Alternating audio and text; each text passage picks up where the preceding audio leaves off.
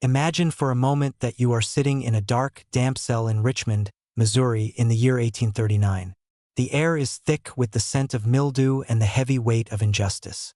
Your wrists are chafed by iron shackles that clink with every breath you take. You have lost your home, your property, and your reputation. More painfully, you have buried the wife of your youth, the woman who stood by you when you had nothing, and you are now separated from your children and your friends by stone walls and armed guards who mock your faith. You are Parley P. Pratt, a man known as the Archer of Paradise for your eloquent preaching. But in this moment, you are a man who has lost everything the world deems valuable. You are wondering, as many of us do in our darkest hours, if God has a plan that actually includes the messy, agonizing details of human love and loss. Most people think they understand the story of the early pioneers, but there are 7 profound things that happen when a soul reaches this level of breaking, and the 5th revelation is the one that 95% of people, even those who have studied history for years, don't fully understand. It is a truth that doesn't just change how you view the afterlife. It changes how you look at your spouse, your children, and your very existence today. Have you ever felt like the things you love most are the most fragile? Have you ever worried that the connections that define your soul are merely temporary accidents of biology? Parley felt this with a crushing intensity. But something happened after he escaped that prison. He traveled to Philadelphia, and there, in a private room, he sat down with the prophet Joseph Smith. What Joseph told him in that room didn't just comfort him. It rebuilt his entire world from the floor up. By the end of this journey today, you will see exactly what Joseph whispered to that broken man, and I promise you, it will change the way you see every relationship in your life. But to understand the height of the revelation, we must first understand the depth of the man. Now, let's look back at who Parley was before the world fell apart. Did you know that Parley P. Pratt was not born into a life of religious certainty? He was a seeker, a man of the wilderness who had carved a home out of the Michigan woods with his own 2 hands. He was a man of intellect and passion who felt a deep, gnawing hunger for something more than the dry, formalistic religion of his day. He wanted the ancient Christianity, the kind with power, with apostles, and with a God who actually spoke. When he first encountered the Book of Mormon, he didn't just read it, he devoured it. He forgot to eat, he forgot to sleep. He wrote that the Spirit of the Lord was upon me, and I knew and comprehended that the book was true. This was a man of total commitment. When he joined the church, he gave everything. He became a missionary who traveled thousands of miles on foot, often in the snow, often hungry, often rejected. He was a lion of the Lord. But here is the thing we often forget about heroes. They have hearts that can break. Parley's heart was anchored in his family. He loved his wife, Thankful Halsey, with a devotion that was poetic and profound. They had endured poverty and persecution together. But in 1837, the ultimate tragedy struck. Thankful died shortly after giving birth to their first child, a son. Parley was devastated. He was a man who preached about the resurrection, but he found himself staring at a grave, wondering if the resurrection was just a cold, clinical reunion of spirits, or if it meant something more. He was left with a motherless infant and a gaping hole in his soul. Then came the Missouri persecutions. He saw the saints driven from their homes in the dead of winter. He saw women and children abused. He was eventually arrested and thrown into that dungeon in Richmond and later Columbia. For months, he sat in silence, listening to the guards brag about the atrocities they had committed against his people.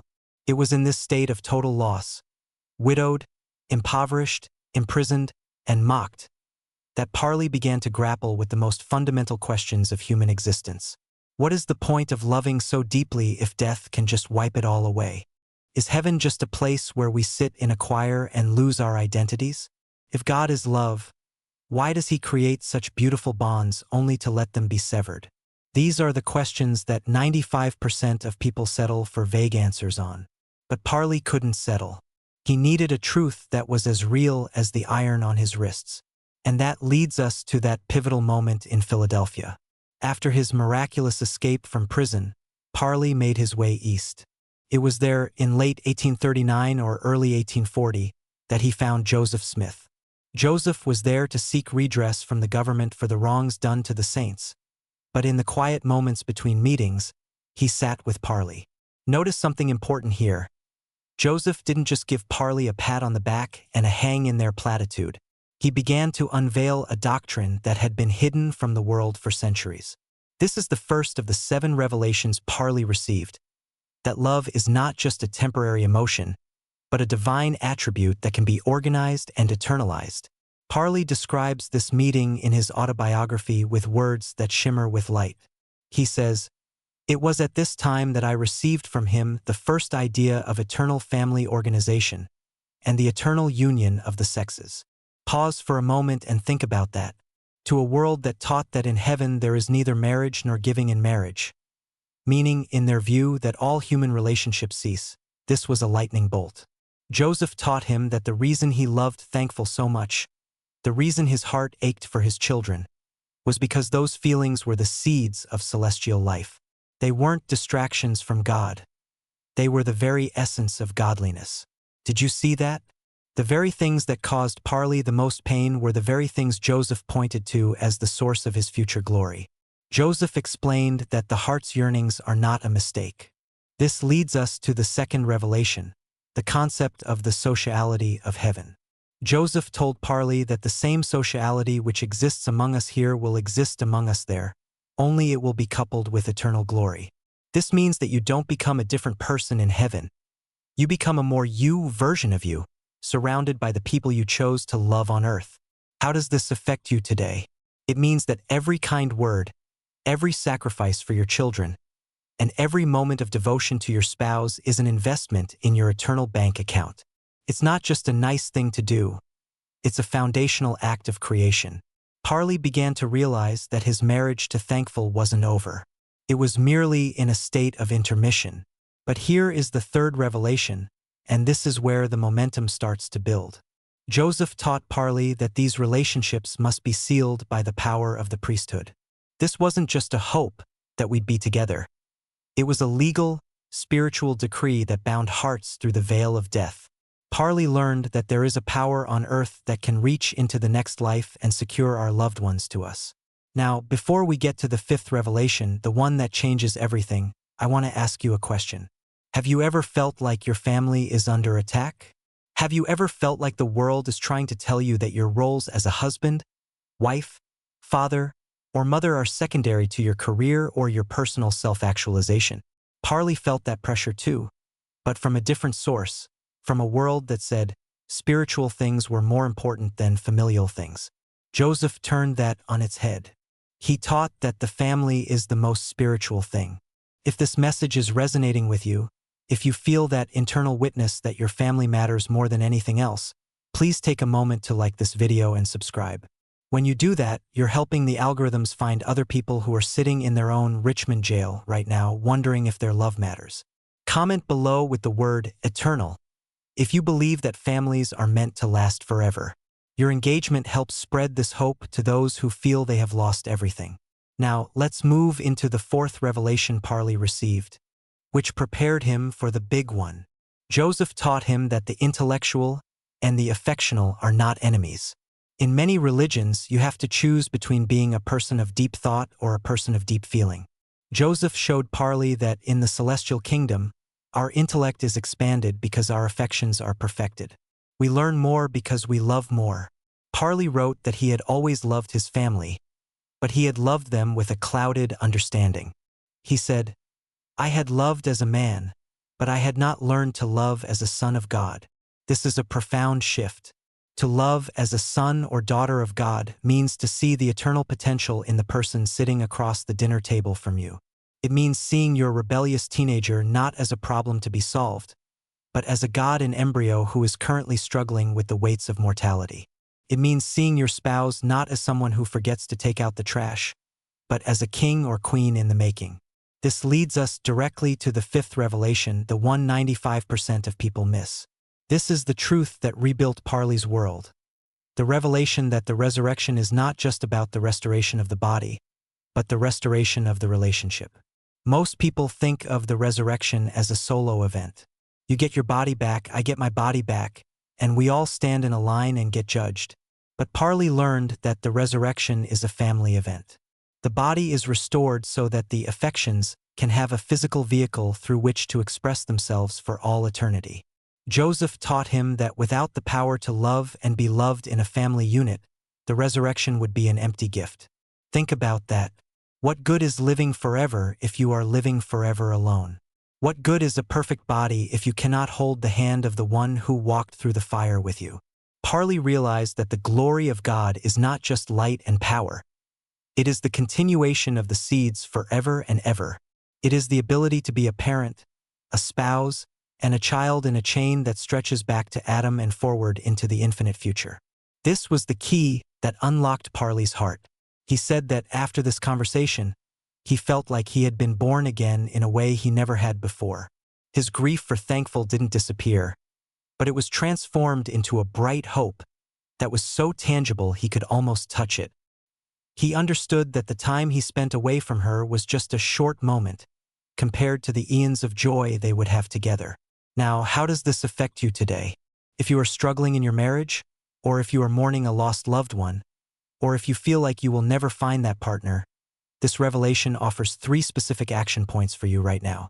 First, treat your current relationships as eternal experiments. If you knew for a certainty that you would be with your spouse or your children for 1,000,000 years, how would you speak to them tonight? Second, seek for the sealing power in your own life. Whether that's through temple work for yourself or for your ancestors, engage with the ordinances that bind the generations together. And third, shift your perspective from loss to preparation. Parley realized that his time in prison and his time as a widower were preparing him to appreciate the eternal union even more. He wasn't just waiting, he was becoming. This leads us to the 6th revelation, the mandate for missionary work.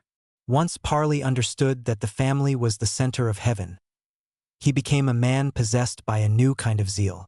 He didn't just want to convert people to a church, he wanted to save families. He traveled across the ocean to England. He went to the islands of the sea. He wrote tracts and books that are still read today. Why? Because when you have the secret to eternal happiness, you cannot keep it to yourself. He saw every person on the street as a potential link in a grand, eternal chain. He wasn't just looking for members. He was looking for brothers and sisters.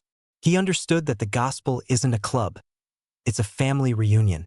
Notice the shift in his energy. He went from a man who was running out of reasons to keep going to a man who couldn't be stopped by anything.